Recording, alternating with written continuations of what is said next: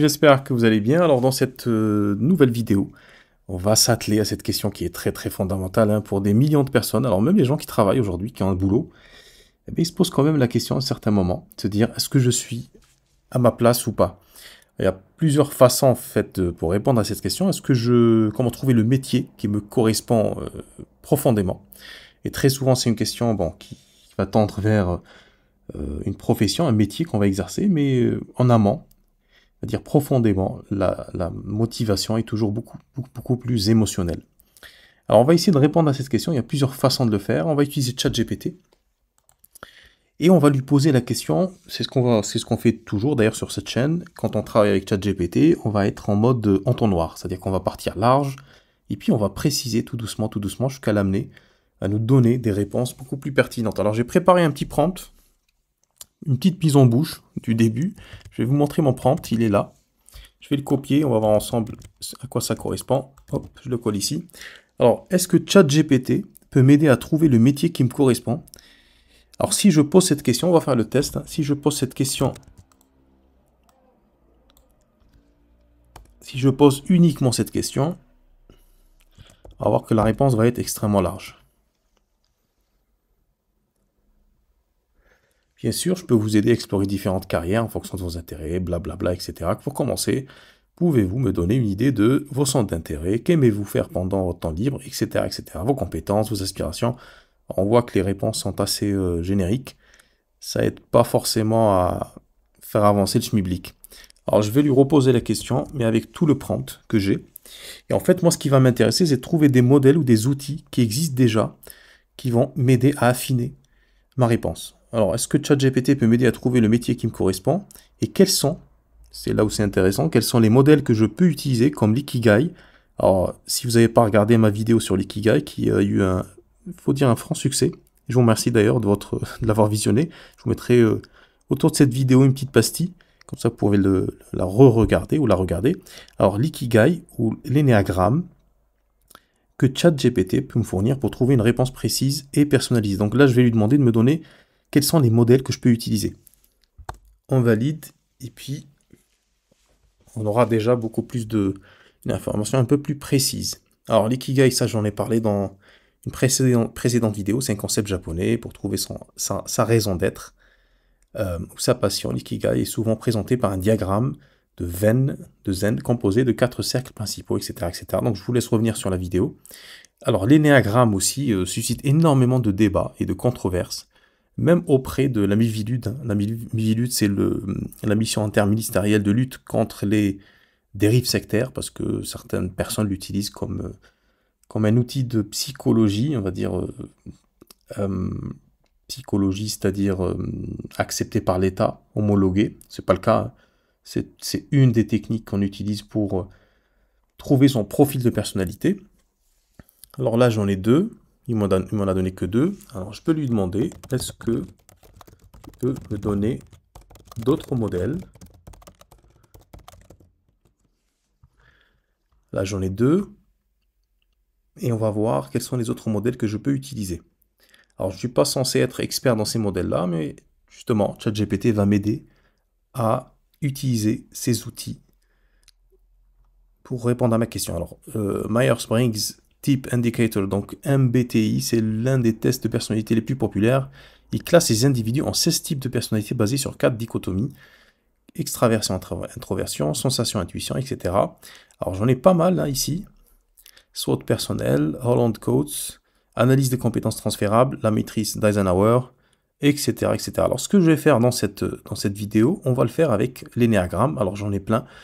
Et moi, je vous conseille de faire au moins 2 ou 3 pour essayer de définir un petit peu. Parce que c'est toujours intéressant d'utiliser ces outils parce qu'ils vont vous...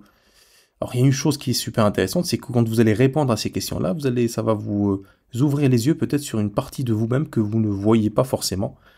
On va commencer par l'énéagramme. Donc, ce que je vais lui dire, c'est j'aimerais définir le plus précisément possible, c'est écrit comme un manche, précisément possible mon profil de personnalité grâce à les l'énéagramme, je vais y arriver. Pose-moi les questions qu'il faut pour cela. Alors, toujours agis comme un expert en énéagramme depuis 20 ans. Et c'est de cette manière-là qu'on aura les questions auxquelles on va répondre. Et du coup, on aura, je pense, des réponses beaucoup plus précises. Alors, d'accord, l'énéagramme est un système complexe et riche qui décrit 9 types de personnalités principaux. Ok. Ce qu'on va faire, alors on va répondre, on va prendre un personnage fictif, c'est pas forcément moi, je sais ce qui, ce qui m'anime dans la vie. Concernant votre attention, alors, ce qu'on va faire, c'est que on va mettre 1, A, on va répondre point par point, B, C, OK. Alors, concernant votre attention et vos actions, avez-vous tendance à être très orienté vers les détails, perfectionniste ou critique envers vous-même ou les autres? B, considérez-vous comme quelqu'un qui recherche l'amour ou l'appréciation des autres, souvent en étant particulièrement attentif à leur image ou à la façon dont les autres nous perçoivent, etc., etc. Donc, ce que vous faites, c'est que vous répondez à toutes ces questions-là. Moi, ce que je vais faire, c'est que je vais y répondre de manière très... c'est pour l'exemple, hein, mais je vous laisse répondre. D'ailleurs, je vous conseille de répondre de manière la plus franche possible. Vous êtes seul face à ChatGPT, donc il n'y a personne qui regarde. Donc, je vous conseille vraiment de le faire de manière authentique. Alors, je vais répondre rapidement, et ensuite, c'est la deuxième partie qui va être la plus intéressante, c'est que je vais lui demander quels sont les métiers qui correspondent à mon profil. Alors, on y va. Avez-vous tendance à être orienté vers les détails, perfectionniste ou critique envers vous-même ou les autres? Alors, disons que... Alors, je précise que c'est pas moi, hein. Je suis pas critique envers les autres, mais on va dire, voilà. Critique, je suis critique vis-à-vis de moi-même et des autres. Considérez-vous comme quelqu'un qui recherche l'amour, l'appréciation des autres. Alors, je recherche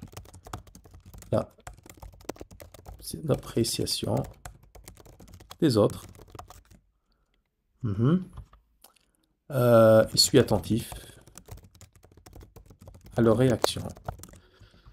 C'est, vous sentez-vous souvent en compétition avec les autres? Je ne me sens pas en compétition avec les autres. Ok. Je passe au niveau 2. Alors, vous sentez-vous parfois distant ou déconnecté des autres, préférant non. Donc, je vais mettre 1. Toujours quand vous descendez, retour à la ligne, c'est Shift, Entrée, sinon ça va vous valider le prompt. Alors, non. Non, c'était plutôt A et B. A et B. Avez-vous tendance à être généreux, à vous sacrifier pour les autres? Non, je ne me sacrifie pas forcément pour les autres. Avez-vous du mal à faire confiance aux autres? C'est je n'ai pas de mal à faire confiance aux autres. Ensuite, troisième point, A, B, C. Alors, si vous êtes sur vos émotions et vos motivations, cherchez-vous constamment la sécurité, la stabilité? Parfois, même, je cherche. Oui, je cherche. Parfois, la sécurité. B, trouvez-vous du réconfort en étant au centre d'attention? Pas forcément. C, est-ce que vous ressentez fréquemment le besoin d'être en paix ou à l'écart? Cela m'arrive. Bon, je ne donne pas vraiment des réponses, mais c'est juste pour l'exemple. 4, A, B et C. On va le faire de manière un peu plus scolaire, là. Alors, concernant vos peurs, craignez-vous d'être sans valeur ou inintéressant? Je n'ai pas cette crainte. Avez-vous peur d'être abandonné ou être privé de soutien? J'ai peur d'être privé de soutien. Santé. Avez-vous peur d'être vulnérable ou d'être contrôlé par quelqu'un d'autre? Non, je n'aime pas être sous l'emprise de quelqu'un. 5e point, réfléchissant à votre enfance. A, B et C. En grandissant, aviez-vous l'impression de devoir être fort ou de cacher vos émotions? Ok, on va dire oui. J'ai toujours eu l'impression que je devais cacher mes émotions. Cacher émotions. Vous êtes-vous souvent senti incompris ou différent des autres? Je me suis senti différent des autres assez tôt dans ma vie. C'est, aviez-vous l'impression que le monde était un endroit sûr? Pour moi, le monde est un endroit où on peut expérimenter plein de choses. Alors, c'est des réponses un peu bateau, mais c'est pour l'exemple. Alors là, on est bon. Je balance. Merci pour vos réponses détaillées, voilà. Type 1, le réformateur. Votre tendance à être critique envers vous-même et les autres est caractéristique du type 1. Les réformateurs ont une forte notion de ce qui est bien et mal. Ils cherchent constamment à s'améliorer eux-mêmes. Alors, type 2, l'assistant. Alors, j'ai plusieurs types apparemment. Type 1, type 2, 6, 9. Donc, c'est un croisement entre ces 9 types.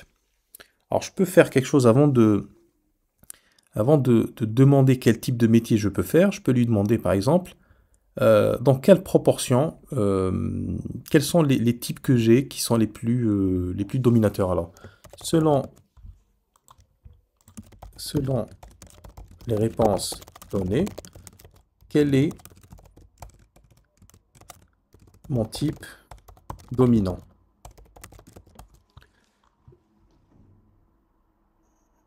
Donc là, il semble que 1, 2, 6 et 9, d'après vos réponses. Réformateur. Je suis un réformateur, ok. Type vous avez l'impression. Vous avez mentionné une tendance à être critique envers vous-même et les autres, ce qui est une caractéristique typique de ce type. Réformateurs sont motivés par le désir d'amélioration, d'intégrité et d'équité, etc. Bon. Je recommande de continuer à explorer le type 1, de lire son sujet, etc. Donc je peux faire cette chose-là en lui disant, ok, tu peux m'en dire un peu plus sur ce type-là de réformateur. Sinon, je peux lui dire maintenant, en prenant en compte les résultats de mon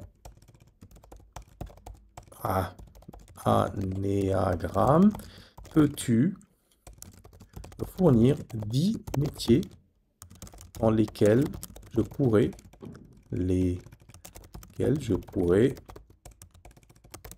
m'épanouir.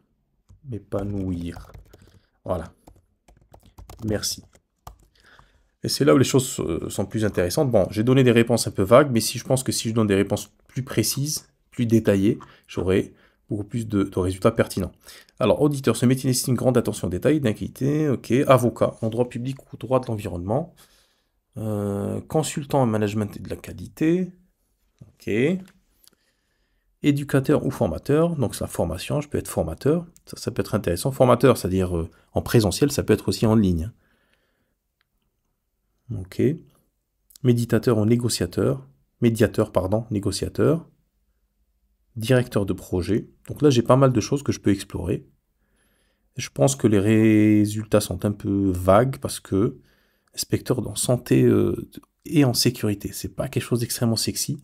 Dit comme ça, travailleur social conseiller, pourquoi pas, chercheur en analyse. Donc en fait, il me donne des réponses basées sur ce que j'ai donné. Voilà ce que je voulais te montrer dans cette vidéo. Il y a énormément de modèles qui existent. L'énéagramme, etc. Bon, il y en a ici, on voit. S2I, RIASEC, etc., etc. Ce que je peux faire d'ailleurs de beaucoup plus, si je veux pousser le vice un peu plus loin, c'est que je vais prendre les réponses que j'ai données ici. Ensuite, je vais lui demander de faire mon Nikigai. Je vous remets la pastille quelque part. Donc, pour découvrir quel métier je peux faire. Je vous en ai parlé dans une vidéo précédente.